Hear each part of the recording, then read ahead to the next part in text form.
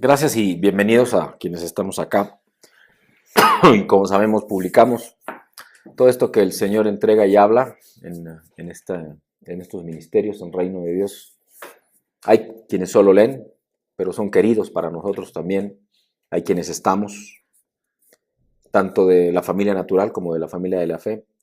Y hay quienes escuchando las grabaciones en SoundCloud o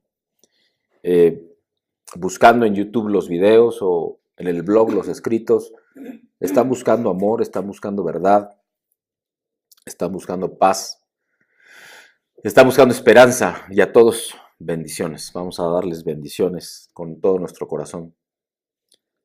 Además, para quienes ahora estamos acá en vivo, que estamos presentes en la casa de Dios, en Reino de Dios Ministerios, les doy la bendición, les doy la bienvenida y les doy los buenos días. Y durante la semana, dando inicio ya a esta administración, el martes, para ser concreto, en nuestro tiempo previamente determinado a la oración y a la intercesión, en donde lo que hacemos es, por un lado, sí, claro, interceder por las necesidades de gente que nos enteramos, y en la semana algo así pasó por medio de nuestra hija Ana Paula, la segunda, bueno, la tercera de nuestros hijos, pero la segunda de las mujeres, al respecto de un amigo de ella de nombre Alejandro Cárdenas, ¿verdad? Su apellido, Alejandro Cárdenas, que está en una situación muy compleja, acusado de algo que él no hizo, y por quien pido oración por Alejandro, para su libertad en el espíritu y en lo natural, y que la justicia de Dios se manifieste sobre su vida. Fue parte de lo que nos enteramos, pero al mismo tiempo, en aquel momento de intercesión, buscando la visión, en mi caso llegué pues empezando la reunión, cosa que no es común porque llego de la oficina, pero en esta ocasión llegué empezando la reunión. Y apenas empezar la reunión y estar en oración y entrar yo en reflexión, ya les he compartido que Dios me ha regalado con tener la capacidad de switchar modo corazón a modo mente y modo mente con modo corazón con mucha velocidad, así que me switché a modo corazón muy rápido. Empecé a recibir revelación, visión, me dijo varias cosas, me dio palabra que compartí al final, profecía o acto profético o palabra profética que compartí, pero sobre todo me dijo que tenía que compartir hoy. Y me dio con toda claridad, me llenó de puntos muy concretos que él quería que compartir, que quería ministrar esta mañana. Y es por eso que el mensaje, aunque no sabía el título que iba a llevar, sí sabía de qué quería que hablara. Y ya en la semana me dijo con toda claridad que le llamara, que le nombrara de esta manera. El título, pues, de este mensaje esta mañana es Viviendo en el amor sobrenatural de Dios. La Biblia nos dice que Dios es amor en 1 de Juan 4, en el versículo 8. Ahora, ¿cómo podemos siquiera comenzar a comprender esa verdad del amor sobrenatural de Dios? Porque cuando uno habla de amor, uno podría de inmediato transportarse, pensar, utilizar la cabeza, el raciocinio. Ya cuando el Señor te empieza a hablar y comprendes que tu mente es parte de tu alma, tu carácter, y que está separado de tu espíritu y de tu cuerpo, son los tres componentes con los cuales Dios nos creó.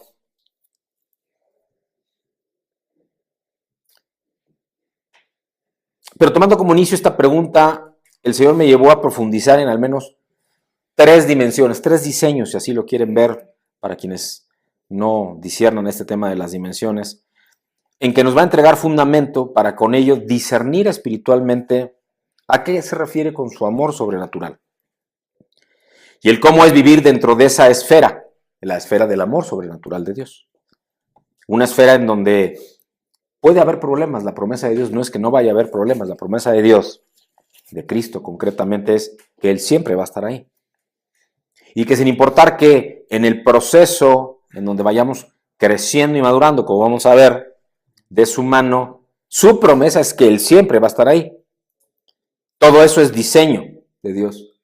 Todo eso es voluntad de Dios para sus hijos.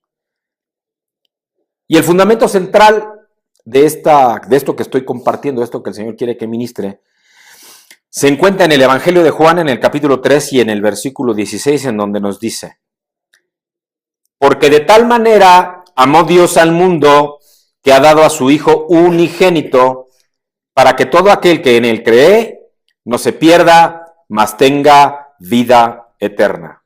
Amén. Vamos a orar. Padre, te damos gracias, Señor, por este tiempo precioso que tú nos regalas, Señor. Y en el nombre de tu Hijo amado Jesucristo recibimos, Padre, de lo que tú nos quieres dar, pero que te entregamos también, Señor, para que tú toques nuestros corazones, Señor, y edifiques en nosotros, Padre, discernimiento en el espíritu, pero entendimiento en nuestra mente, en nuestra alma, en nuestro corazón, Señor. Y que completes, Padre, obra, Señor mío, que edifique y que expanda, lo cual es tu promesa y tu propósito para nuestras vidas como llamados tuyos que hemos sido. Llénanos, Señor, de tu luz y de tu verdad y te entregamos, Padre. Usa con poder, Padre, la voz de este Hijo tuyo que habla para que tú ministres tu verdad, Padre, y con esto bendigas a quienes lean y escuchen esto, Padre, que tú tienes que decir. En el bendito nombre de Cristo el Señor. Cuando el Señor nos dice que si creemos en Cristo, no nos perderemos y tendremos vida eterna, eso es lo que nos dice, en verdad, ¿a qué se está refiriendo el Señor? Él nos dice que si creemos en Cristo, no nos vamos a perder y que vamos a tener vida eterna, pero ¿a qué se refiere? Y es que el Señor me mostró 3 de las dimensiones espirituales, y esto, como ya les compartí al principio, fue justo el martes cuando estábamos orando. ¡Fum! Fue una, llámenle como quieran, muchos lo llaman iluminación, simplemente para mí es una visión de Dios porque impacta mi corazón y de inmediato escribo lo que escucho, lo que veo, a veces lo escucho y a veces lo veo. Y nos cambian, estas 3 dimensiones nos van a cambiar completamente cuando vivimos dentro de su esfera de amor sobrenatural, es decir, son una señal de que estamos viviendo dentro del amor sobrenatural de Dios. Y estas 3 dimensiones son las siguientes. Y a ver si tú como yo te identificas. 1, ciclos por cerrar en tu vida. 2, personas que tienes que perdonar en tu vida. Y 3, relaciones que tienes que renovar o restaurar en tu vida. Repito, son estas 3 dimensiones que son espirituales, que para otros pueden ser de lo más racionales, pero que son 3 dimensiones espirituales y que son señal de que estamos viviendo dentro de su esfera de amor sobrenatural. Primera, ciclos por cerrar en tu vida. Cosas que tienes que terminar, que has dejado inconclusas. 2, personas que tienes que perdonar, que siguen siendo una carga en tu corazón, que siguen siendo una losa en tu espalda, que siguen estorbando tu crecimiento, que cada vez que te mueves hacia la dirección en donde te tienes que mover, resulta que no puedes porque estás arrastrando eso. Personas que perdonar. Y 3, relaciones que tienes que renovar o restaurar. Cosas que quedaron inconclusas, groserías, desplantes, no sé, situaciones en donde se rompió una relación que claramente hace falta en tu vida y que tú tienes, con la ayuda de Dios, que permitir que Él renueve y restaure.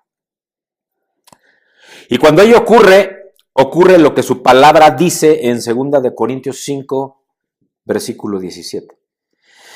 De modo que si alguno está en Cristo, nueva criatura es. Las cosas viejas pasaron, he aquí, todas son hechas nuevas. Amén. Y es que, amados en Cristo, en verdad, el movernos y evolucionar en estas 3 dimensiones que acabo de mencionar y que acabo de compartir, que el Señor nos acaba de indicar, y que son parte de la esfera del amor sobrenatural de Dios, nos da posición como una nueva criatura delante de Él. Son señales claras de que estamos moviéndonos en su amor. Porque no estamos permitiendo que nada estorbe que Él cierre ciclos, que nos mueva nuevos tiempos. 2, no estorba en nada que regrese con una persona y aunque sea esa persona la que nos haya ofendido, seamos nosotros las que le digamos, ¿sabes qué? Discúlpame, no entendí en aquel tiempo.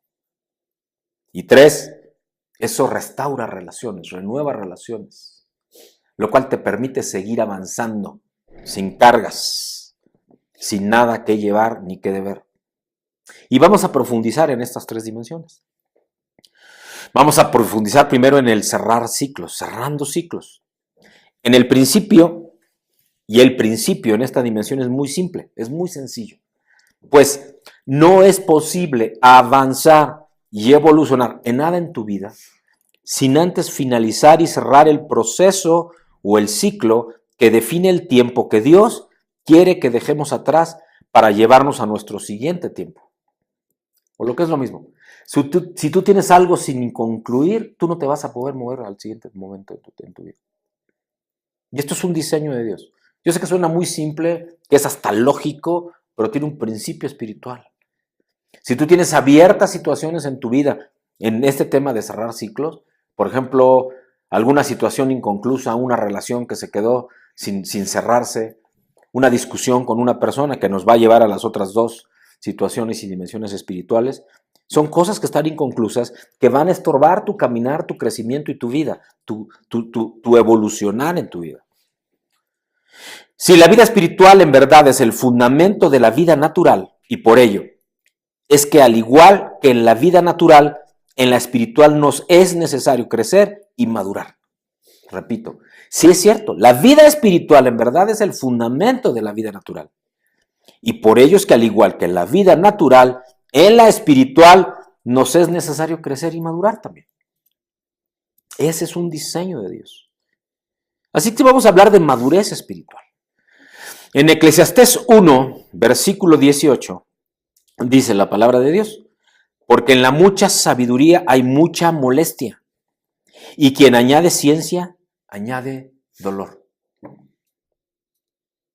Repito, dice la palabra de Dios en Eclesiastés 1:18. Porque en la mucha sabiduría hay mucha molestia. Me detengo. ¿Por qué es esto? ¿Cómo así? ¿Cómo por ser sabio me molesto? Porque cuando eres sabio ves lo que nadie ve. No encajan las cosas. Te das cuenta que tú tienes cosas que no has cerrado. Por eso estamos hablando aquí de cerrar ciclos. Y luego te añade, y quien añade ciencia, esto es, quien añade mente, lo que hace es añadir dolor, porque no puedes comprender por qué no has cerrado eso. Y lo que te está diciendo aquí el Señor es que hay cambios de niveles espirituales. Crecer espiritualmente exige disciplina, exige responsabilidad, pero principalmente nos exige obediencia a Dios. Y esto se nos olvida muchas veces. En nuestras vidas naturales es común, pero también en nuestras vidas espirituales. Es como aquel que quiere bajar de peso, mi caso, ¿no? Que no soy precisamente delgado y sin embargo hace unos meses decidí que ya era el tiempo de descontaminar mi cuerpo y empezar a bajar de peso, me empecé a quitar algunos kilos, ha servido un par de tallas, casi 3 ya. No sé cuánto en kilos, no me interesa, me siento mejor. Pero lo importante es que tomé una decisión.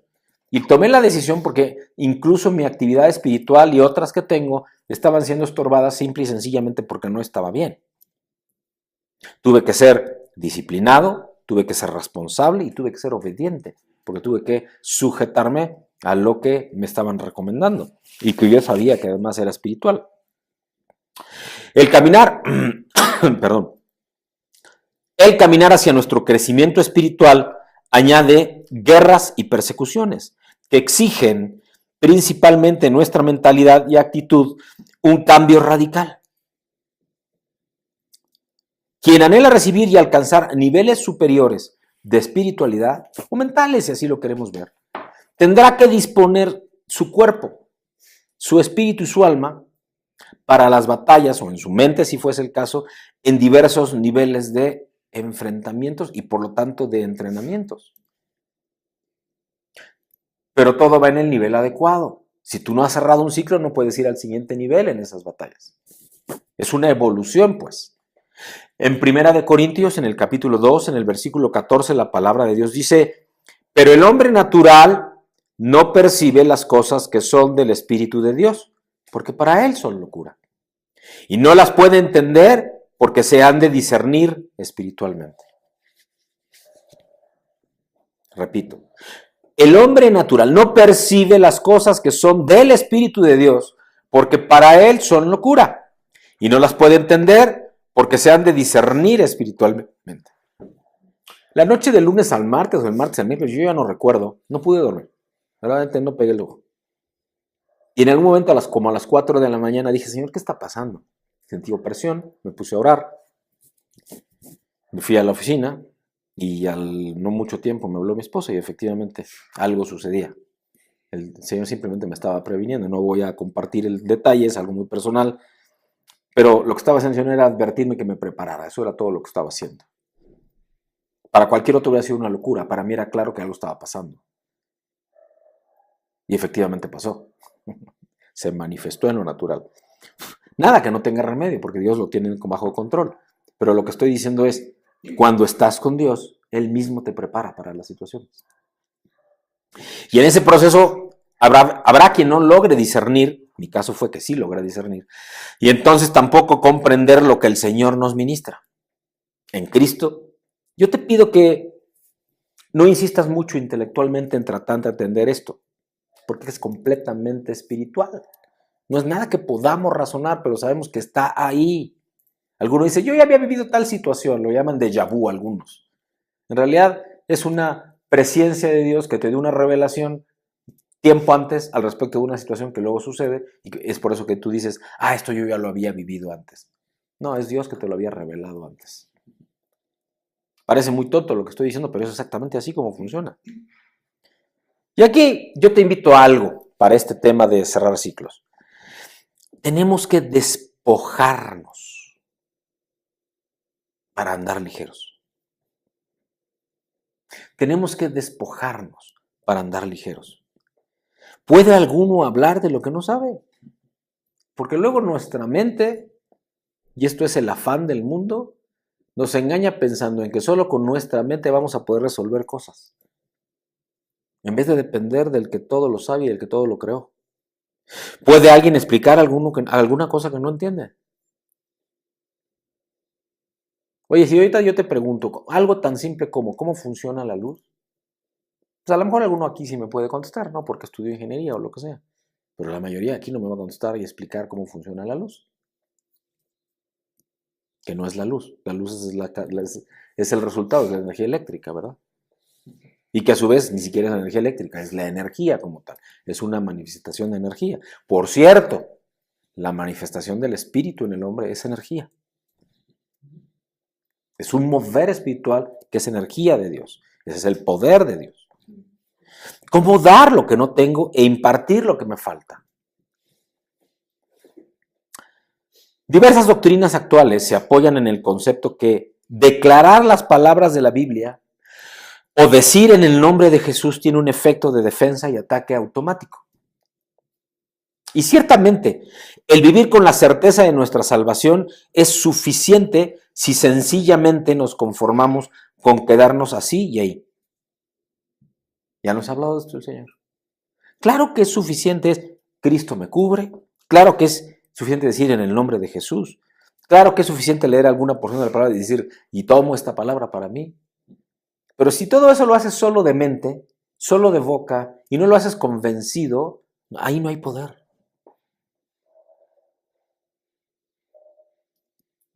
Y te quedas ahí y así. Te quedas, como nos ha dicho el Señor, en la entrada del camino al reino. Te quedas al inicio del proceso, a la madurez espiritual, hasta la estatura del varón perfecto. Y esto, en la mayoría del cuerpo de Cristo, y aún de quienes no son cristianos ni hijos de Dios, resulta muy cómodo. Hay quien tiene una Biblia en su casa. Puede ser porque están en la religión tradicional, y aquí hago un paréntesis y aclaro. No tengo absolutamente, este hijo de Dios no tiene absolutamente nada en contra ni habla en contra de la religión católica. Yo tengo hermanos católicos en Cristo, porque ya no adoran más que a Jesús y al Padre y al Espíritu Santo. Pero no estoy hablando de esto. Estoy hablando de que no nos quedemos con los dogmas que nos han impulsado, empujado de entre centurias y que han salido de mente de hombre y no en realidad del corazón de Cristo o de la mente de Cristo en el Espíritu Santo. Resulta muy cómodo, muy atractivo para la mayoría quedarse en ese sentido, en vez de comportarse con valor y responsablemente como requiere ser un discípulo, por tanto un guerrero de Jesucristo. Porque la verdad es que dice la palabra de Dios, desde los tiempos de Juan el Bautista, los cielos sufren violencia y los violentos arrebatan. Amén. Con lo cual lo que nos está diciendo es que los hijos de Dios tenemos que prepararnos para pelear la buena batalla, tal cual se lo dijo Pablo al Señor. Cuando dice, he cumplido, he terminado la carrera, he peleado la buena batalla. Porque las batallas se pelean en el espíritu, no en lo natural. Mateo capítulo 6, versículo 7 dice, y orando no uséis vanas repeticiones como los gentiles que piensan que por su palabrería serán oídos. El poder de la palabra de Dios no está en la letra, no está en lo que se dice, está en la autoridad espiritual con la que se declara la palabra. Y esto está directamente relacionado con la santidad, con cuán apartado vives para Dios. Compartía con mi esposa ayer, tenemos en el próximo fin de semana, ayer fue la ceremonia de graduación de nuestro hijo, el menor Daniel, que pasó toda su vida en la misma escuela, desde el primero de kinder hasta la preparatoria, así que hubo varios reconocimientos para él, pero uno de ellos fue el de la lealtad, el de la fidelidad, porque decían, y bueno, y para los padres también, ¿verdad?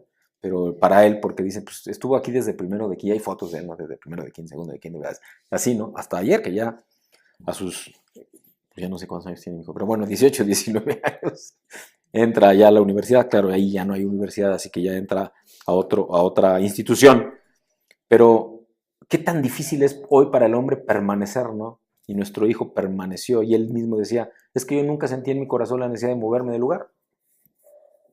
Yo pertenecía a ese lugar, y pertenecía hasta ahora que termina, ¿no?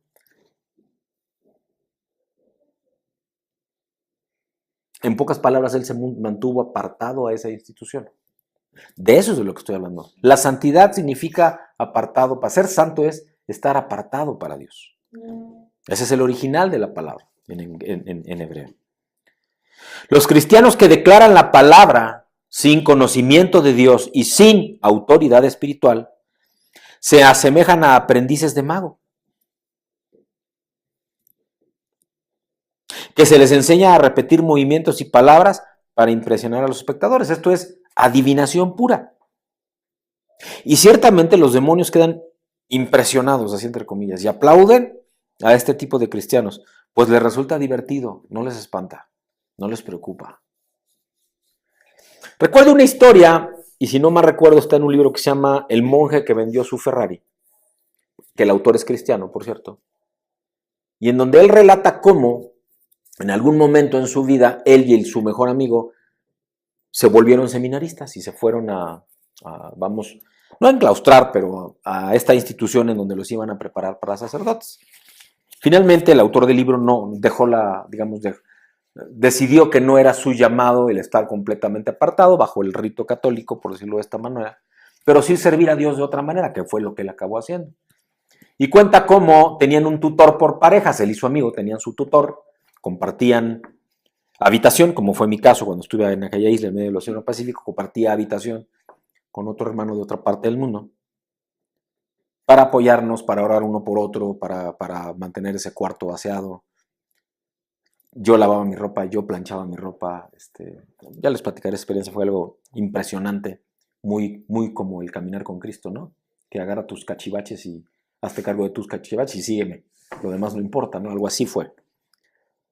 Pero en este libro del monje que vendió su Ferrari, él dice que este tutor le habla primero a su amigo a consejería, los veía una vez a la semana, todos los mañanas oraban, pero lo veía una vez a la semana. Perdón, primero lo ve a él, y le dice, bueno, ¿cómo te sientes? No, y le empezó a decir, fíjate que he tenido este problema y esta situación, y la verdad siento estas dificultades, y no sé cómo hacer esto, y mi tiempo de oración está siendo estorbado, y en fin. Le dice, no te preocupes, vamos a orar juntos, me comprometo a estar todos los días a las 6 de la mañana en el lugar de oración y estar junto contigo orando para acompañarte. Y ya, dice que salió. Y que luego entró el amigo, y en menos de un minuto abro la puerta al tutor y le dice, vente, porque el que necesita oración es él. Porque cuando le pregunté qué le pasaba, me dijo que todo estaba bien. Entonces Satanás está riéndose de él, porque quiere decir que santo no está, apartado no está. De esto es lo que nos está hablando el Señor. Que no seamos aprendices de mago. Que no se ría Satanás de nosotros. Porque no le hacemos ni cosquillas, ¿verdad? No está ni preocupado. Durante la semana me pasaron muchas cosas. No fue la única cosa que me pasaron muchas cosas. Una moto se estrelló en mi coche. El mismo día 2 veces, diferentes motos. Esa es señal. Luego mi auto, despuesito de que se me estrelló la segunda moto en mi auto, no quería caminar. Y entonces en ese momento, que eran como, me había quedado de ver con mi esposa en la Universidad Panamericana, porque nuestros hijos van a entrar ahí, era una ceremonia como de bienvenida, como de bienvenida. Y en ese momento dije, bueno, ya estuvo, ¿no? Y me puse a orar y a reprender, y el coche ¡rum! Se puso bien, otra vez, todo en orden, y ya, llegué. Y no ha vuelto a pasar nada. Y lo que estoy diciendo con esto es, no nos dejemos intimidar, así como se ríe si no estás apartado, te ataca claramente, de alguna manera, de la que sea, cuando tú verdaderamente estás comprometido con hacer la obra de Dios y con que Cristo sea el que gobierne tu vida. Otra doctrina vacía de resultado espiritual está en las vanas repeticiones de rezos y de plegarias. Porque orar con Dios es hablar con Dios, no repetir cosas. Y estas cosas no funcionan para bien. Su poder espiritual es muy débil y hasta maligno para quienes lo practican. Déjenme decírselos por qué. Mateo 7, versículos 22 y 23 dice: muchos me dirán en aquel día, Señor, Señor, ¿no profetizamos en tu nombre y en tu nombre echamos fuera demonios y en tu nombre hicimos muchos milagros? Versículo 23 de Mateo 7. Y entonces les declararé, ¿quién? Cristo mismo. Nunca os conocí. Apartaos de mí, hacedores de maldad. Tú puedes estar hablando en nombre de Jesús, pero si tú no vives una vida apartado para Dios, la palabra es vacía, aunque sea palabra de Dios. Porque es palabra sin poder. Porque viene de alguien que no está comprometido con Dios. ¿Lo ves? Tú puedes estar lleno de la letra, que es palabra de Dios, pero no deja de ser letra si no está llena del poder de Dios. Y eso te lo da tu compromiso con Dios, tu tiempo con Dios, el que vivas apartado realmente para Él. La magia blanca, las mentiras piadosas, la superstición, los juegos de azar, el horóscopo, el vestir ropa indecorosa, ver televisión, cosas que no te edifican, o escuchar música que no te edifica. Y por cierto, aquí abro un paréntesis, en la semana me encontré con un video muy simpático en YouTube de un anciano español dando unas clases de cómo se hace el reggaetón. Verdaderamente está hilarante. Yo me reí mucho, pero al mismo tiempo me dio mucha tristeza, porque es pura basura. Te agarraba palabras al azar y decía, mira, es así, así, así, así. Le pones esta pista de sonido, se pone una gorra, unos lentes, una cadenota de oro y se pone a cantar. Y hagas de cuenta que está cantando reggaetón. Era una parodia, claramente. Y yo escribí como respuesta a quien lo publicó, es de dar risa, pero tristemente esta basura que se comen los jóvenes es la misma que se comen en todo. ¿Qué estamos viendo? ¿Qué estamos escuchando? ¿Qué estamos, los que juegan en pantalla, jugando? O el no dar diezmos, no dar ofrendas, porque tengo muchas deudas. Pues tenemos deudas porque no damos diezmos y ofrendas. Dale a Dios lo que es de Dios y verás cómo Él te resarce de todo lo demás. Amén.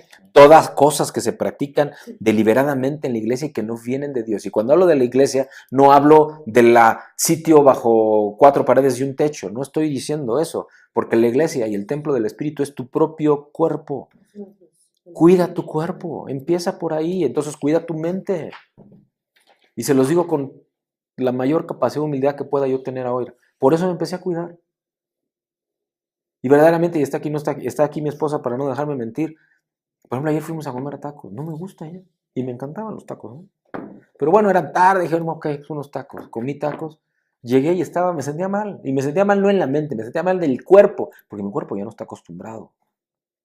Estoy ahora con cosas de detox, estoy con cosas de verduritas y frutita. Sí como carne, pero poca. Al mediodía en la oficina, porque ya me cambié, ahora estoy en Reforma, salgo a correr y el circuito es de 1 kilómetro. Le doy 4 vueltas, corro 4 kilómetros y subo corriendo 7 pisos hasta mi oficina. Me cambio, me vuelvo a asear, me baño, me cruzo a la plaza de enfrente que hay un Sanborns, me tomo no era para promocionar Sanborns, señores, me tomo una sopa especial Sanborns que es un mega caldo de pollo y esa es mi comida. Esa es toda mi comida. Y no necesito más. Mi cuerpo está bastante limpio, excepto por los tacos de ayer. Pero bueno, ¿qué te estoy diciendo con esto? Tenemos que actuar en consecuencias y ser disciplinados, comprometidos y obedientes. Los demonios son especialistas en disfrazarse de ángeles de luz. Se hacen pasar por buenos, hasta se hacen creer que sus poderes y favores ayudan a la gente. Pero, ¿puede acaso un demonio ser bueno? ¿Puede acaso un demonio decir que respalda la verdad si practico la mentira? ¿Puede alguien hacer el bien si está apoyándose en poderes de demonios y no de Dios? Pues claro que no. Y muchos hoy en el mundo cometen este error. Creen que sirven a Dios cuando en realidad se están sirviendo a sí mismos y a los hombres, utilizando técnicas de demonios en el nombre de Jesús. Y este es el principal riesgo que estoy hablando de esto de cerrar ciclos y que implica una madurez espiritual. Lucas capítulo 11, versículo 22 dice la palabra de Dios, pero cuando viene otro más fuerte que él y le vence, le quita todas sus armas en que confiaba y reparte el botín. Así que aquí viene una pregunta. Con esto de, desde los tiempos de Juan el Bautista, el cielo sufre violencia y los violentos arrebatan. ¿Eso qué está describiendo? Guerra. Guerra espiritual. Así que la pregunta ¿es correcto hacer guerra espiritual? Y escucha esto. La Biblia habla muchísimo de guerra espiritual. Pero en misterios, en revelaciones, en contextos, en secretos de Dios, tu guerra espiritual es la oración. Reprender a los demonios, echarlos fuera en el nombre de Jesús, pero con autoridad espiritual porque ya tienes la madurez y porque crees verdaderamente en tu corazón que el que mora en ti es Cristo por medio del Espíritu Santo. Y entonces ya eres uno junto con el Padre. Amén. Para alcanzar victoria hay que primero conocer a Dios y entonces Él nos revela su verdad en el conocimiento de la Biblia. No es primero conozco la palabra y luego conozco a Dios. En el camino puede ser que te encuentres con Dios. Puede ser. Mi consejo, mis amados, es primero asegúrate de conocer a Dios. Porque si eso sucede, todo lo que aquí está escrito Él te lo va a revelar. Y dejará de ser letra para ser palabra viva y verdadera y poderosa cuando la declares. Para ser hábil en las guerras espirituales nos es necesario, 1, conocer a Dios. Repito, para ser hábil, diestro en la guerra espiritual, primero las reglas, por así decirlo, que no son reglas, son principios, son fundamentos. La primera, conocer a Dios. Segundo, tener una relación personal e íntima con Él. Tercero, orar sin cesar. Primera de Tesalonicenses 5:17, orar sin cesar. La cuarta, clamar por visión y revelación suya. Quinta, profundizar en su palabra. Sexta, obedecer. Séptima, actuar. Porque ¿de qué nos sirve saber y tener revelación y que Dios esté con nosotros y tengamos visión y que tengamos profundidad y conocimiento de su palabra y lo obedezcamos porque no actuemos? De hecho, la obediencia y la actuación van juntas. Porque si lo obedecemos es porque estamos actuando lo que Él nos pide, no lo que nosotros creemos. Pero todo esto, ¿qué requiere? Disciplina. Mucha disciplina.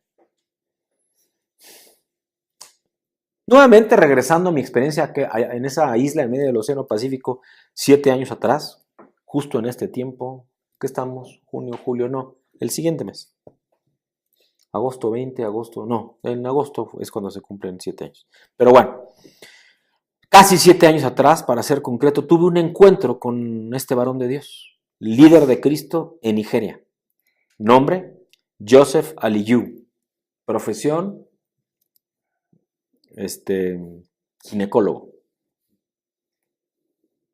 Sin embargo, un siervo de Dios. Maestro de la palabra. Dios lo utilizó para ministrarme durante aquellos inolvidables 30 días en esa isla.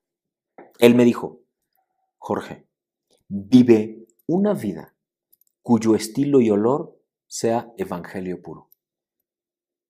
Fíjate lo que me dijo.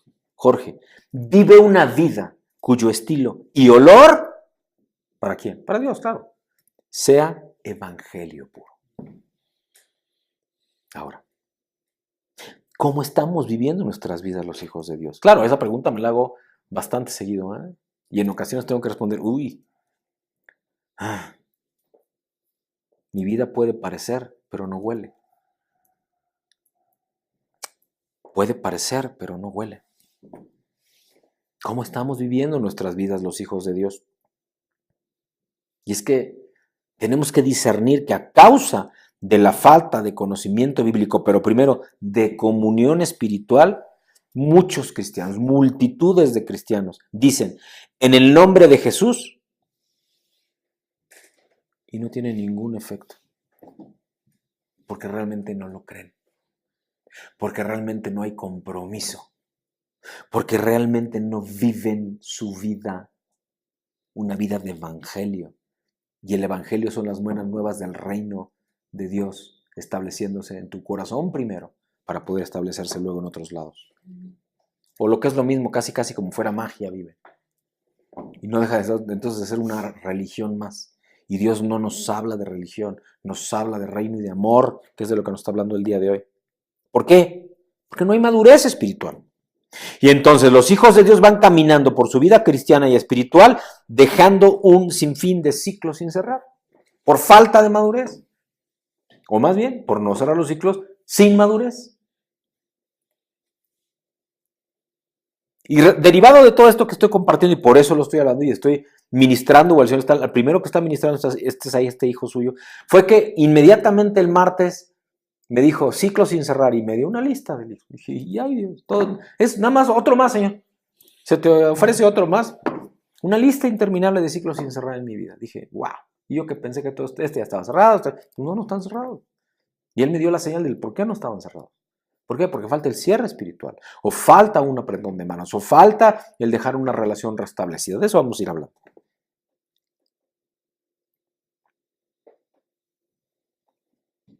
Otra dimensión para vivir en el amor sobrenatural de Dios, personas que perdonar. Para entrar en esta dimensión, tratemos primero de responder a una pregunta. ¿Qué significa perdonar? Y perdonar significa disculpar a alguien que nos ha ofendido o no tener en cuenta su falta. Me quedo con la segunda. O no tener en cuenta su falta. En la Biblia, la palabra griega que se traduce como perdonar significa literalmente dejar pasar, como si no hubiera sucedido. Como cuando una persona deja de exigir que se le pague una deuda, por ejemplo. Jesús usó esta comparación, ¿sabes? Al enseñar a sus discípulos a orar, dijo en Lucas 11, versículo 4, perdónanos nuestros pecados porque nosotros mismos también perdonamos a todo el que nos debe y nos ofende. Wow. De igual manera, en la parábola del esclavo que no mostró misericordia, Jesús explicó en el capítulo 18 de Mateo que el perdón es como la cancelación de una deuda. Eso está entre el versículo 23 y el versículo 35 de Mateo 18. Perdonamos a otros cuando dejamos de guardar resentimiento y no insistimos en pedir una compensación por el daño que nos hayan hecho o por la pérdida que hayamos podido sufrir. La Biblia enseña que el perdón se basa en el amor sincero, amor ágape, amor sacrificial, ya que el amor no lleva cuenta del daño, como dice 1 Corintios capítulo 13, versículos 4 y 5. El amor todo lo perdona, dice en esa 1 Corintios 13. El amor todo lo perdona. ¿Por qué nos está hablando del vivir bajo el amor o en el amor sobrenatural de Dios? Porque el amor de Dios todo lo perdona. Por lo tanto, perdonar no significa aprobar la ofensa. No significa eso tampoco. Significa no tomarla en cuenta, no que la apruebes. Voy a esto. La Biblia condena a quienes consideran una mala acción como aceptable o inofensiva. Eso está en Isaías 5:20. Los invito a que luego lo profundicen. Actuar como perdonar significa actuar como si la persona no hubiera cometido la ofensa. No estamos hablando de ignorar la ofensa. Estamos diciendo que la tenemos que dejar pasar como si no hubiera sido. No que la estemos ignorando. No por nosotros, sino por la persona. Dios le perdonó al rey David sus graves pecados. ¿Qué había hecho el rey David? Pues nada más engañó a su general, le robó a su mujer, se acostó con ella, la preñó. Dice Dante Gebel. Viola, gustóla, acostóla, preñóla. No. Eso fue lo que hizo David. Y luego lo mató además. ¿Qué pasó? El fruto de ese pecado murió. Ese bebé murió. Aunque luego se quedó con Betsabé. Pero Dios lo perdonó. Sin embargo, nunca lo libró de sus consecuencias. Se lo dijo. Estás perdonado, pero tu casa va a llevar ese pecado. ¿Y qué pasó? hijos que lo traicionaron, hijas que violaron sus propios hermanos, y les puedo contar muchas que dice la palabra de Dios. Pagó las consecuencias de su ofensa a Dios. Aunque Dios sí lo perdonó, dejó pasar, pero pagó las consecuencias. Además, Dios hizo que los pecados de David se pusieran por escrito, para advertir al futuro, a la actualidad. Eso está en 2 de Samuel, capítulo 12, versículos 9 al 13. ¿Qué nos significa perdonar? Dejar que los demás se aprovechen de uno. Supongamos que le prestamos dinero a alguien. Esa persona lo malgasta, así que no puede devolverlo, como se había comprometido a hacer. Se siente mal, nos pide perdón, y nosotros podríamos decidir perdonarlo, es decir, no guardarle resentimiento ni echarle en cara continuamente lo que ha hecho. Quizá hasta pudiéramos cancelar la deuda por completo. Sin embargo, eso no significa que tenemos que estar dispuestos a prestarle más dinero, ¿verdad? Eso no. Le presté dinero, lo malgastó, vino y me dijo, no te lo puedo pagar. Dice, ok, no te preocupes, no me lo pagues. Pero va a volver, y esto a mis hermanos lo puedo hablar porque lo he vivido en carne propia. Y esa persona, muy cercana a mí, llegó y me dijo, oye, pues préstame más, ¿no? Mi amigo y hermano. Seguirás siendo mi amigo y hermano el resto de tu vida, pero no te voy a prestar dinero. Porque no me lo puedes pagar. Te ayudo de la otra manera. Es más, te compro una despensa si el tema es ese. No pasa, te la obsequio. Me estoy explicando. Y esto es real, esto es verídico y esto pasó y mi mujer sabe de qué estoy hablando. ¿Qué es otra cosa que perdonar no significa? Disculpar sin una base válida. Dios no perdona a los que cometen un pecado a propósito y con malicia. Se niega a reconocer su falta. No quieren rectificar lo que han hecho o no están dispuestos a pedir perdón a quienes causaron daño. Eso está en Proverbios 28:13, en Hechos 26:20, en Hebreos 10:26. Estas personas que no se arrepienten se convierten en enemigos de Dios. Y Él no espera que perdonemos a los que Él mismo no ha perdonado. Salmo 139, versículos 21 y 22. Y está durísimo lo que estoy diciendo, ¿eh?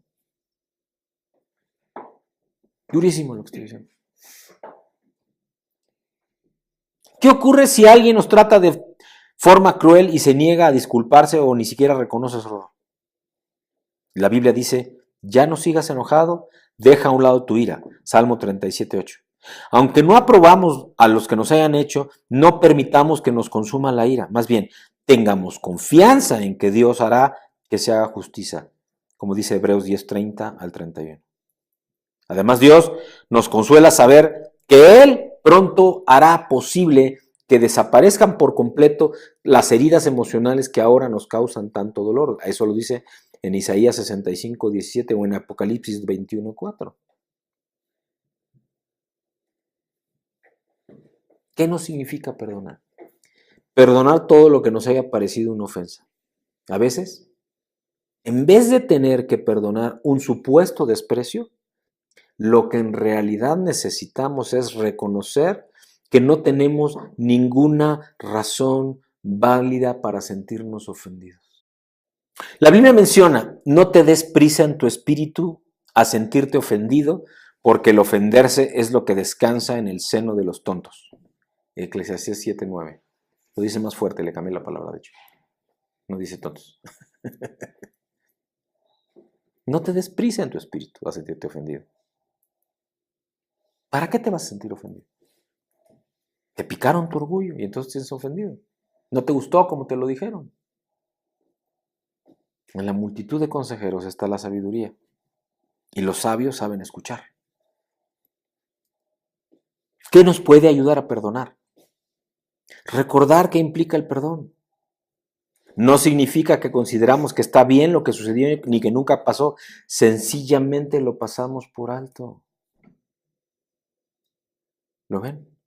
Sencillamente lo pasamos por alto. Otra cosa que nos puede ayudar a perdonar, pensar en los beneficios de perdonar, porque nos dejamos de sentir enojados, dejamos de guardar rencor y eso nos ayuda a estar más calmados. Mejora nuestra salud, mejora nuestra mente, mejora nuestro corazón, mejora nuestra actitud y nuestra salud espiritual. Nos permite ser más felices. Proverbios 14:30, Mateo 5:9 lo dice. Pero lo que es más importante, perdonar a los demás es imprescindible para que Dios perdone nuestros pecados. Lo dice Mateo 6, versículos 14 y 15.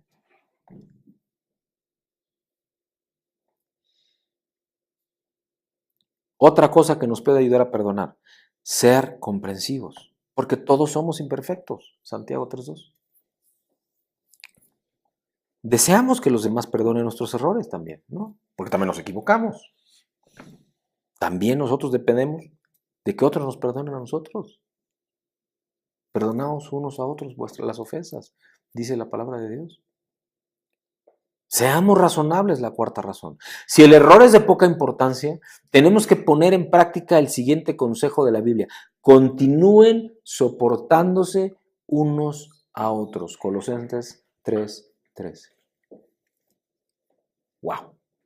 Fíjense, yo tengo 4 hijos. Bueno, yo no, solito. Mi esposa y yo tenemos 4 hijos. 2 mujeres, 2 varones. ¿Ustedes creen que siempre es todo planito, como sin topecitos y sin baches? Y que todos son igualitos y que todos reaccionan lindo cuando les pedimos algo o les instruimos algo o les llamamos la atención. Pues no, ¿verdad? Pero no podemos, dice la palabra de Dios, no dejes que el sol se ponga sobre tu enojo, lo que es lo mismo. No te vayas a la cama a dormir estando enojado con alguien. Eso es lo que nos dice. Y tengo que admitir que aunque verdaderamente me esfuerzo porque así sea mi vida, no siempre lo logro, ¿verdad? Quinta razón o motivo para perdonar. Actuemos de inmediato. Esforcémonos, esto es un beneficio, esforcémonos por perdonar enseguida en vez de dejar que se intensifique la ira. Efesios 4, 26 y 27 habla de eso. Ahora, ¿por qué es importante perdonar? Pedro le preguntó una vez al Señor cuántas veces tenía que perdonar a un hermano que pecara contra él. ¿Recuerdan la respuesta? Hasta 70 veces 7 le dijo. Porque Pedro dice, ¿7 veces? No. Hasta 70 veces 7. Uy, ¿cómo? Como diciéndole, siempre perdona. Siempre perdona. A partir de esto el Señor dio una respuesta perfecta y concisa. Luego elaboró en detalle la importancia de perdonar a quienes pecan contra nosotros. Porque como en otras áreas, la enseñanza de Jesús sobre ese tema particular ha sido no pocas veces retorcida, modificada, para calmar a la gente que tiene comezón de oír lo que quiere oír. Porque todos quieren oír, no, si me ofendió, duro y a la cabeza, ¿no? No, eso no es lo que Dios enseña. Aunque a veces dan ganas, no voy a decir que no, ¿eh? Como con el motociclista que se me fue y se me pone el coche. Y luego otra vez en la tarde otro. Dije, bueno, Señor, ¿qué pasa? Y luego dijo, ya estuvo. Y luego inmediatamente empieza a fallar el coche. Y dije, no tiene nada que ver más que con Satanás que está queriendo robarme la paz. Y que sé que Dios me va a entregar una bendición y está aferrado en hacer que yo no reciba esa bendición y que yo peque y me tropiece. Y así que no lo voy a permitir. Y en ese momento me puse a orar. Me bajé hasta del coche.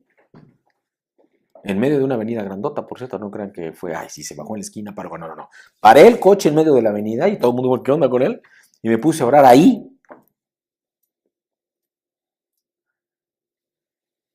En el amor del Señor yo te invito a que no te dejes engañar por nadie acerca de la importancia de perdonar a otros quienes pecan contra ti.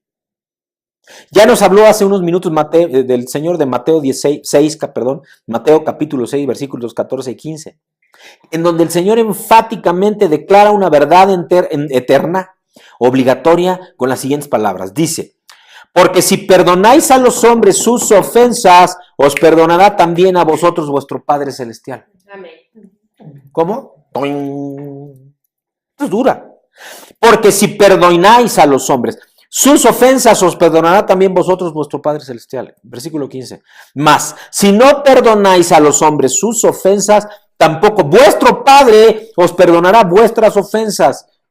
Es durísima esta palabra, porque no dice, tomen atención y se nos pasan luego de noche los detalles cuando escudriñamos la palabra. Vuestro Padre le está hablando a los que ya son salvos. Te está diciendo con toda claridad que aun tú siendo salvo, si tú no perdonas los pecados, Él no perdona los tuyos. No estoy diciendo que pierdas tu salvación, Pero si tú no perdonas los pecados, Él no perdona los tuyos. ¿A qué estas palabras de perdonar a otros pecan contra nosotros deben de haber conmocionado a los discípulos del Señor? Pues era la primera vez en la Biblia que tal cosa se establecía y se declaraba por el propio Jesús. Nunca leemos de perdonar a otros para que nuestros pecados sean perdonados en ninguna parte de todo el Antiguo Testamento, solamente hasta el Nuevo.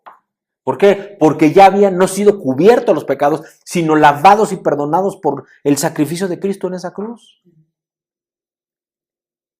Sin embargo, el Señor cambió todo cuando nos dio su enseñanza sobre este tema. Es para los salvos. Tu padre, quienes tienen padre espiritual, quienes ya son salvos. No está hablando para los que no han recibido a Cristo, está hablando a los que ya recibieron a Cristo. Jesús nunca afirmó que los no salvos tenían a Dios Todopoderoso como Padre espiritual. Así que Él está hablando a los que ya son salvos. De los que no son salvos, su Padre espiritual ya sabemos quién es, ¿no? Así lo dice Juan 8, 42 al 44. Vamos a Juan, al Evangelio de Juan, al capítulo 8, 42 al 44, en donde dice la palabra de Dios. Jesús entonces les dijo, si vuestro Padre fuese Dios, ciertamente me amaríais, porque yo de Dios he salido y he venido, pues no he venido de mí mismo, sino que Él me envió. Versículo 43, ¿por qué no entendéis mi lenguaje? Porque no podéis escuchar mi palabra. Versículo 44, vosotros sois de vuestro padre el diablo. ¿Más claro? O tu padre es Dios o tu padre es el diablo, se acabó. Son claramente hijos del diablo. Primera de Juan 3:10 también lo dice.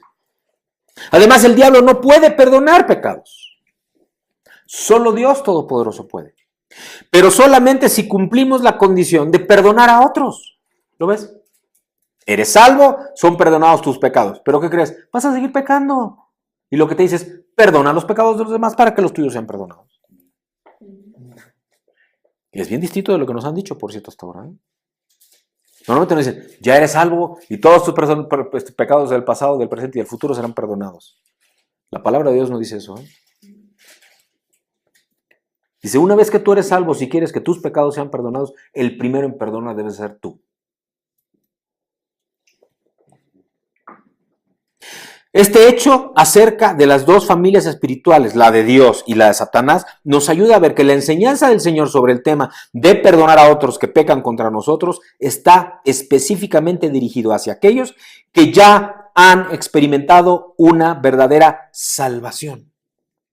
La enseñanza de perdonar a otros de modo que el Padre Celestial nos perdone está siempre dirigida hacia quienes ya son verdaderamente salvos.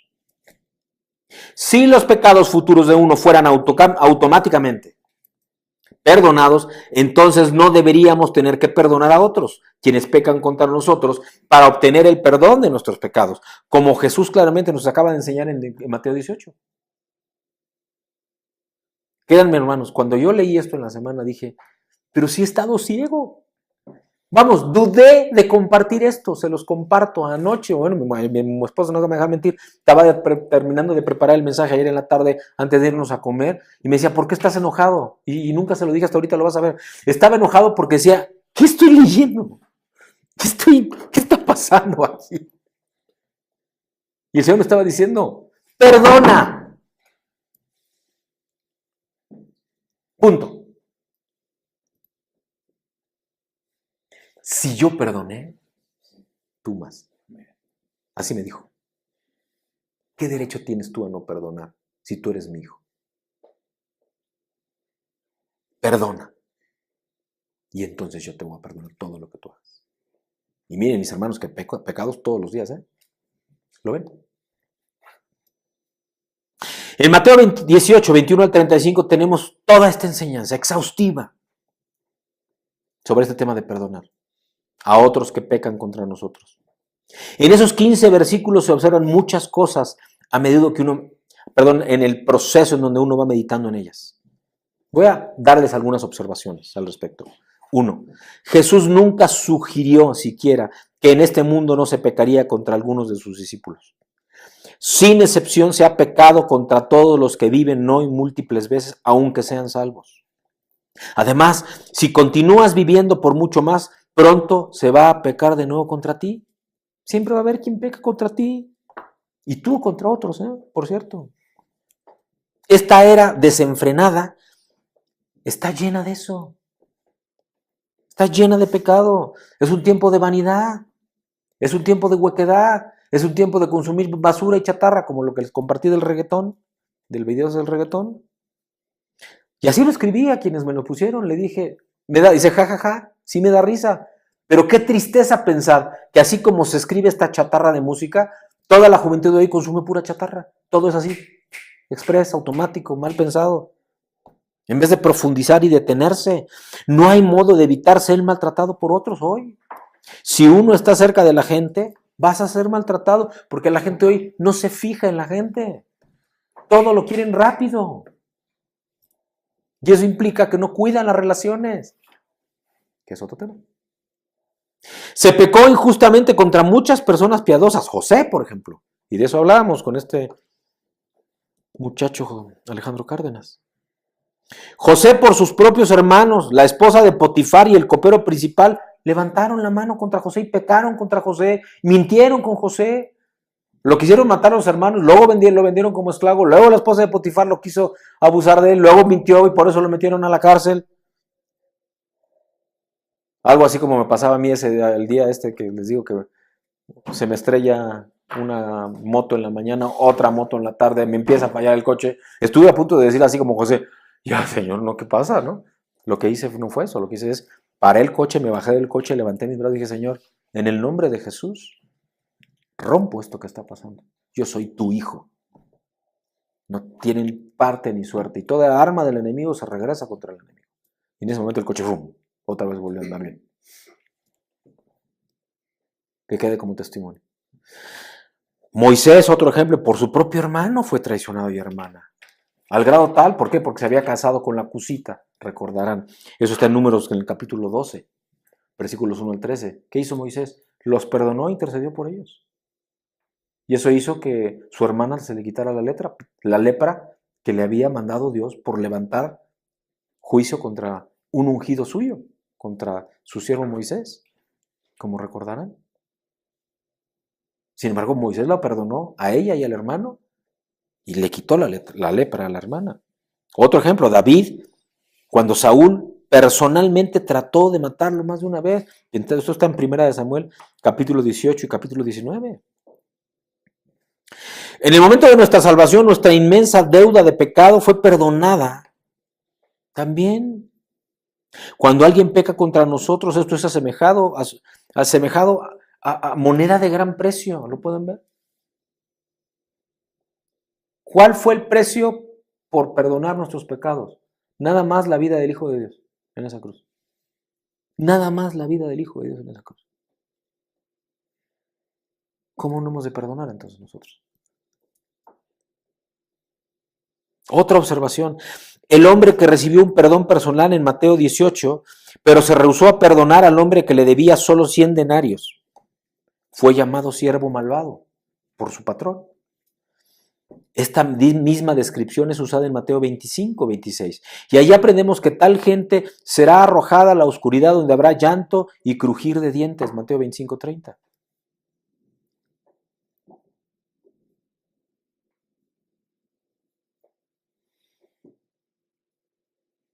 Limitar la descripción de un corazón no perdonador a un bloqueo del compañerismo, es decir, no te perdono y entonces soy mal amigo nada más. No.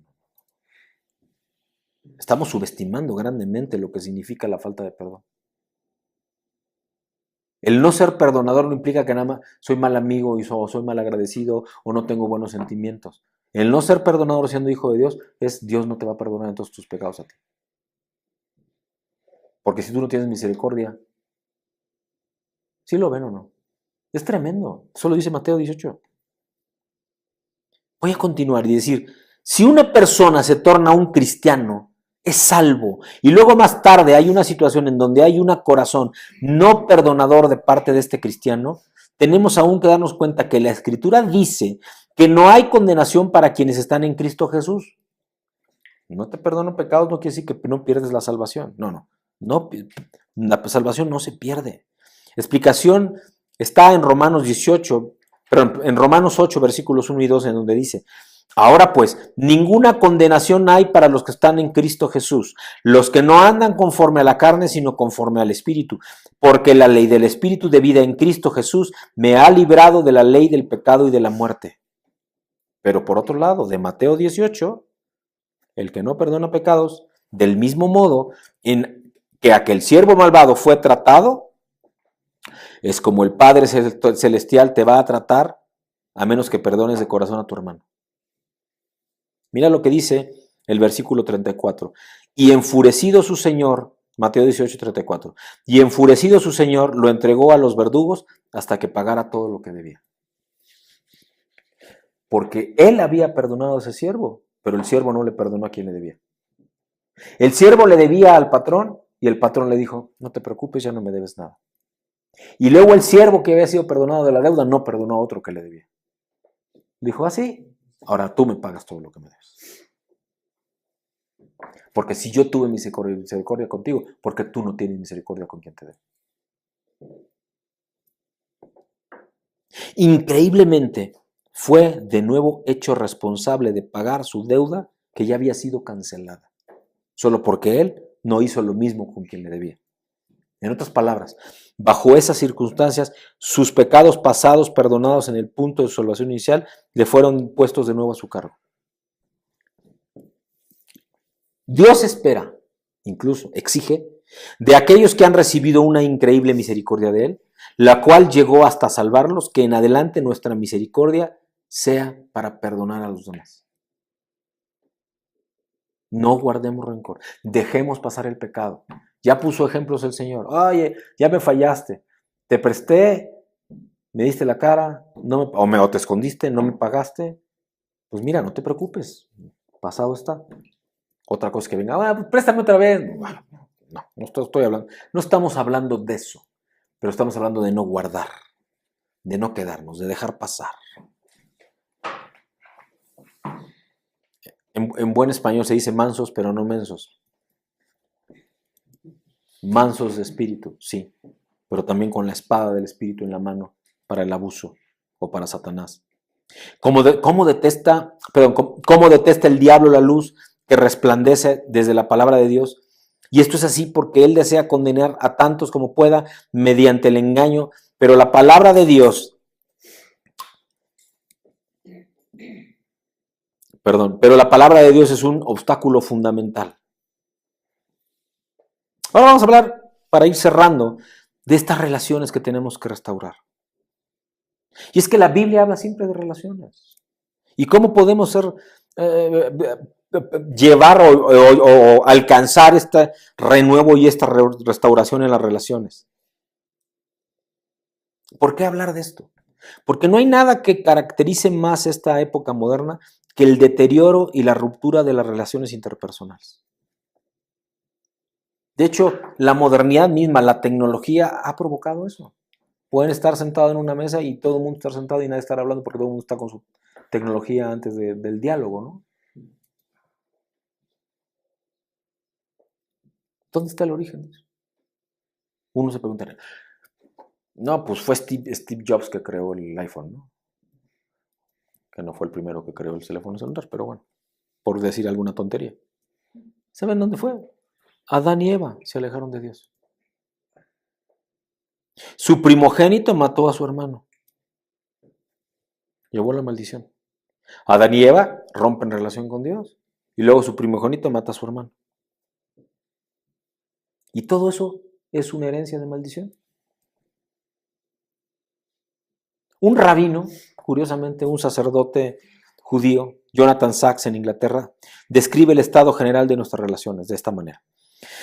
En la actualidad muchas partes del mundo están agobiadas por el vandalismo, crímenes violentos, falta de civismo, por el desmoronamiento de la familia y el abandono endémico de los hijos, por el deterioro de la confianza y la carencia general de fe en el poder de los gobiernos para remediar algunos de nuestros males más arraigados, y por un sentimiento generalizado de que los asuntos cruciales para nuestro bienestar futuro se están quedando fuera de nuestro control.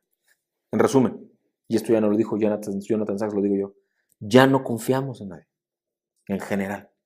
Nos cuesta mucho trabajo confiar en alguien que no seamos nosotros mismos. Las relaciones interpersonales no son tan permanentes como antes. Los matrimonios de toda una vida han dejado de ser la norma. Tampoco las profesiones o empleos son tan duraderos como solían ser. No hace mucho tiempo se podía esperar, unos 20 años, 30 quizá, que una persona trabajara para una corporación por 40 años o por toda su vida. Y después se jubilara con una pensión de la compañía y posiblemente un reloj, un reconocimiento, algo, ¿no? En cambio ahora, la gente joven puede contar con que tendrá que aprender varios oficios durante su vida, con los consecuentes rompimientos de relaciones, tan solo para sobrevivir económicamente. Eso es lo que está pasando hoy. Y el diagnóstico es muy simple. Las relaciones que funcionan y duran se basan en normas comunes, en valores comunes. Cuando esos valores y esas normas se tornan vagas, difusas, confusas, expectativas no acordadas, la gente no puede ponerse de acuerdo en aceptar y en adherirse a los mismos principios. Y entonces la sociedad, ¿qué empieza a pasarle? Se empieza a romper. ¿Por qué hay tantos divorcios hoy? Por eso. ¿Por qué hay tantas familias rotas hoy? Por eso. Los seres humanos tienen que ponerse de acuerdo en principios y en valores, en fundamentos. De otra manera vamos a continuar con estos caos de relaciones interpersonales. Y estamos llenos de eso. Antes un contrato de cualquier tipo se cerraba con un apretón de manos. Ahora tenemos que hacer un contrato con un chorro de condiciones porque si no, quién sabe qué pueda suceder. La Biblia, la palabra de Dios, es el libro por excelencia que trata acerca de estas relaciones, porque en ella hace hincapié en la relación más importante que podemos tener como seres humanos, como creados de un creador, la relación con Dios. Y también nos muestra cómo la reconciliación con Dios conduce a una restauración de nuestra relación con nuestros semejantes. Es decir, tú restauras tu relación con Dios y se empiezan a sanar todas tus relaciones. Con tu familia, con tus amigos, con tus compañeros de trabajo, con tus clientes, con compañeros de la iglesia. Pero ¿cuál es la naturaleza de la relación de Dios con su Hijo Jesucristo? Eso está en Juan 3:35 y en Juan 5:20. Dice, el Padre ama al Hijo y todas las cosas ha entregado en su mano. Y en Juan 5:20, porque el Padre ama al Hijo y le muestra todas las cosas que Él hace. De tal manera que el Padre y Cristo comparten su amor divino con los hombres y mujeres hechos a imagen de Dios. Podríamos preguntarnos. Juan 3:35 y Juan 5:20 fueron los que leí. Juan 3:35 y Juan 5:20. Ahora en Juan 14:21 dice, el que tiene mis mandamientos y los guarda, ese es el que me ama. Y el que me ama será amado por mi Padre, y yo le amaré y me manifestaré en él. Dios, el Padre y su Hijo Jesucristo otorgan su amor tanto a hombres como a mujeres. Pero tenemos que tomar nota que su amor está basado en que nos apeguemos a los principios y normas eternos que se originaron con el Padre. Dice en Juan 14:24, el que no me ama no guarda mis palabras, y la palabra que habéis oído no es mía, sino del Padre que me envió. El que no guarda mis palabras no me ama. Y la palabra que habéis oído no es mía, sino del Padre que me envió. ¿Cómo sabemos que amamos a Dios? Porque guardamos su palabra. Recordando que Él nos amó primero a nosotros y que nos buscó a nosotros. El Padre y el Hijo están completamente de acuerdo en las leyes por las cuales se gobierna la humanidad. Hay comunión, hay coinonía entre ellos. Si nosotros queremos estar en el amor de Dios, tenemos que estar en comunión con ellos, en esa relación. Y entonces todas las relaciones estarán bajo ese mismo cobijo. Sin embargo, quienes se oponen a esas leyes de amor, ¿qué acarrean? ¿Qué provocan? Rompimiento, sufrimiento, miseria. Hablo del espíritu, por supuesto. A veces también es en lo natural. Y se manifiestan en las relaciones humanas, que se rompen, disfuncionales, familias rotas, no relaciones con los hermanos, hablo de los naturales y los de la fe, con los padres, con los amigos, con los compañeros de trabajo. Andas como honguito por todos lados. Lo digo textual, ¿no? Como hongo por como creces y como hongo porque apestas, quizá, ¿no? ¿Qué más se le ofrece? Tanto ahora como para siempre a los que están dispuestos a seguir las normas y los principios espirituales de Jesucristo y de Dios. Hay 3 versículos que lo dicen. Juan 14:23 dice, el que me ama, mi palabra guardará y mi Padre le amará y vendremos a él y haremos morada con él. ¡Wow! Amén. Si amas a Cristo, amas al Padre. Y si amas al Cristo y al Padre, ellos hacen morada en ti por medio del Espíritu Santo. Juan 1:12. A todos los que le recibieron, a los que creen en su nombre, les dio potestad de ser hechos hijos de Dios. ¿Amas al Hijo? Eres hijo de Dios. Primera de Timoteo 4:8. La piedad para todo aprovecha, pues tiene promesa de esta vida presente y de la venidera. Si estás en Cristo, vives en la verdad. Y si estás en la verdad, en esta vida y en su extensión, para ser muy claro y muy concreto, porque la muerte física no es más que una transición y un cambio de tiempo, para estar en el Espíritu, estás con Él. La salvación es gratuita a los que son llamados y a los que están dispuestos a arrepentirse de sus pecados pasados y volverse obedientes al Padre. Hechos 2, versículos 37 al 39. Los requisitos bíblicos en todo esto, que tiene que ver con esta comunión con Dios, en el amor de Dios, en Cristo, para recibir al Espíritu Santo son el arrepentimiento de los pecados, el perdón de los pecados, el bautismo en agua, la imposición de manos. Y tener el Espíritu de Dios es esencial para la salvación, como dice Tito 3, versículos 4 al 7. Por lo tanto, podemos hacernos esta pregunta en cuanto a las relaciones. ¿Deben reflejar nuestras relaciones la armonía que existe entre el Padre y el Hijo? Y como respuesta, 2 versículos. Primera de Juan 4:21. Nosotros tenemos este mandamiento de él. El que ama a Dios, ame también a su hermano. Y en Primera de Juan 5:2 dice, en esto conocemos que amamos a los hijos de Dios, que cuando amamos a Dios y guardamos sus mandamientos, así se manifiesta. Estos son principios eternos que Dios nos da. Una relación correcta con Dios y con el prójimo nos va a conducir a un entendimiento más claro y profundo del propósito de vida que Dios tiene para nosotros. Así es que, amados, para concluir, tenemos que recordar de continuo estos 3 diseños, estas 3 dimensiones que nos llevan a vivir en el amor sobrenatural de Dios. La primera, cerrar ciclos por medio de la madurez espiritual. Segundo, perdonar al prójimo, como ya nos dijo en Mateo 18, para que Él perdone también nuestros pecados. Y tercero, restaurar y renovar nuestras relaciones personales. ¿Y cómo lo hacemos? Viviendo y siendo uno con el Padre y con el Hijo por medio del Espíritu Santo. Porque teniendo esa unidad, todo lo demás también estará en unidad. Si hacemos esto, es como vamos a dar inicio. Cuando nos hemos sentido como atorados en un tiempo, como que las cosas no suceden, como que tenemos planes pero no avanzamos, es porque Dios quiere terminar de cerrar estos tiempos. Y para eso, cerrando este ciclo, perdonando al prójimo y permitiendo que Él renueve y restaure nuestras relaciones personales, es que estaremos llevando a esta evolución que de continuo el Señor quiere para llevarnos hasta la estatura del varón perfecto. Así es que ese nuevo tiempo podrá iniciar y entonces también nuevas esferas de influencia.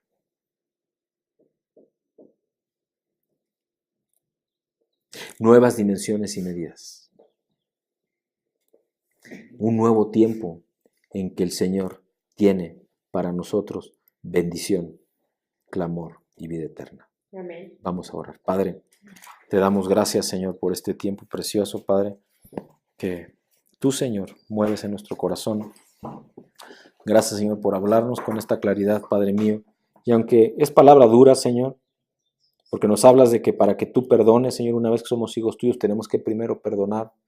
Y eso es algo que quizá no habíamos recibido, que no habíamos discernido, que no habíamos comprendido, ni en el espíritu ni en la mente, Padre. Nuestra alma y nuestro espíritu se mueven, Señor, porque queremos, Padre bendito, agradar. Queremos, Padre bendito, caminar con solidez, pero sobre todo, Padre, en comunión, Padre, con nuestras familias, Padre, en el espíritu y en lo natural. Ser uno con la creación, Padre bendito, y estar en comunión con esa creación, como también lo dijiste la semana pasada. Llénanos con este entendimiento, Padre, y que sea, Padre mío, tu luz y tu verdad la que se manifieste con poder y con gloria, Padre mío. En el bendito nombre de Jesús te pedimos que te manifiestes en nuestras vidas, Señor, y que nada, Padre, estorbe lo que tú nos acabas de entregar, Señor. Bendice a quienes acá lo han escuchado, Padre, pero en sus corazones mueve, Señor, esta revelación, Padre, y que reciban, Señor, profundamente, Señor, que sea radical, que se enraice, Padre, para que dé fruto, Padre bendito, de lo que tú estás sembrando, Señor, y que es tu voluntad para nuestras vidas. Te lo pido, Padre, en el bendito nombre de Cristo el Señor. Amén.